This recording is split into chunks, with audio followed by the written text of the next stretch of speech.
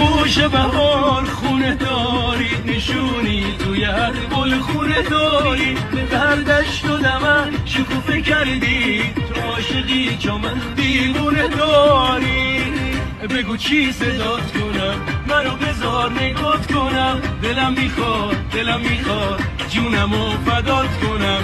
بیا که هست حریر عشق برش زیر پات کنم. تو محشری از همه سری، تو یک افسونگری یا هور و پری. یه ماده غذایی میخوام بهتون معرفی کنم که برای همه سنین، برای همه افراد مناسبه. فقط یه سری از اثراتشو ببینید: درمان التهاب مفاصل، درمان التهاب تاندون، درمان و پیشگیری از سرطان، پیشگیری از آلزایمر و درمان روماتیسم.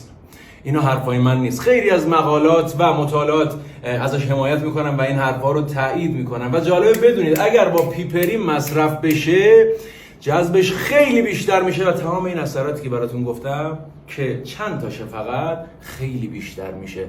این ماده زردچوبه است، پیپرین هم فلفل سیاهه. حالا با توجه به این یه بار دیگه پستو نگاه کنی. یا علی